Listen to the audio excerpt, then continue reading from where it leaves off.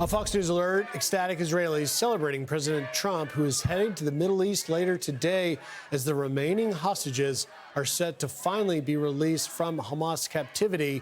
Meanwhile, thousands of Palestinians returning to Gaza now in complete ruins, the aftermath of a war their Hamas terrorist leaders started 2 years ago.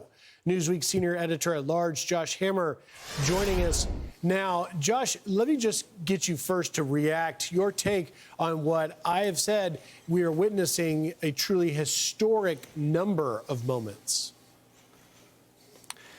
Well, I think you're right to emphasize that it is a number of moments. I mean, I think the first observation is that it feels kind of surreal, doesn't it? I mean, this has been going on for 2 years now.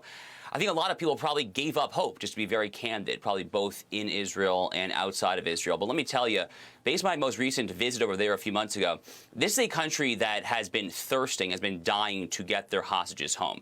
You see posters over there on the street lamp posts, on the highway overpasses, in the town square. It's ubiquitous. It is everywhere throughout the country.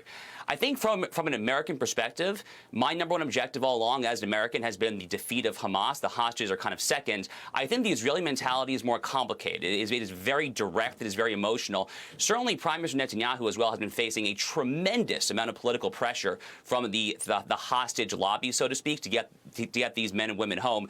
He is going to have a tremendous celebration, God willing, when that happens in the next 24 to 48 hours. It is a historic, miraculous day in many ways there, but there's a lot of kind of trust but verify going on as to phase 2, phase 3, et cetera. Oh, indeed, Josh. And as we try and get to phase 2, the two big sticking questions, of course, is will Hamas disarm and the future governance of Gaza? And a reminder of what happened on October 7th, the mastermind of October 7th, the Hamas terrorist leader Yahya Sinwar.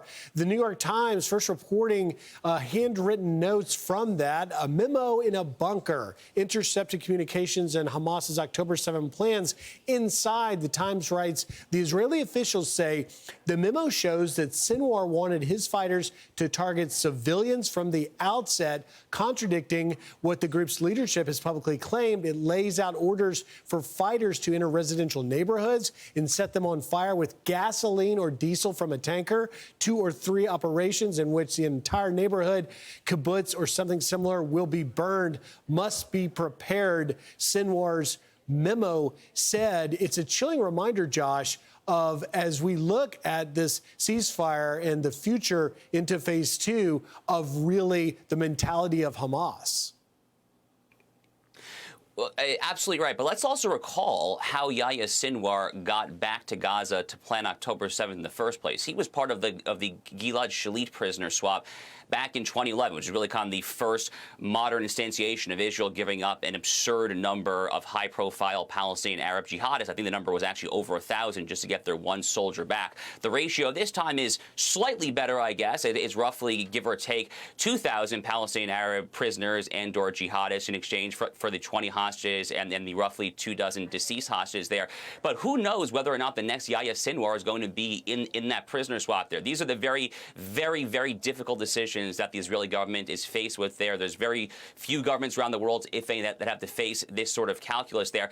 But to your point, let's not forget that we're dealing with Hamas. Hamas is indistinguishable from Al-Qaeda, ISIS. This is a radical 7th century aspiring Sharia supremacist Islamist death cult. You can't trust these people at all. So frankly, God willing, the hostages get back tomorrow, the next day, the next 36 to 48 hours, God willing. That would be amazing, amazing, objectively, period. The next stage, though, how on earth do we verify that Hamas is actually going to lay down its arms and get out of the future of Gaza? It's a really tough question. It is a tough one indeed. Josh, we've got to leave it there. Thank you for taking time to join us. I'm Steve Doocy. I'm Brian Kilmeade. And I'm Ainsley Earhart. And click here to subscribe to the Fox News YouTube page to catch our hottest interviews and most compelling analysis.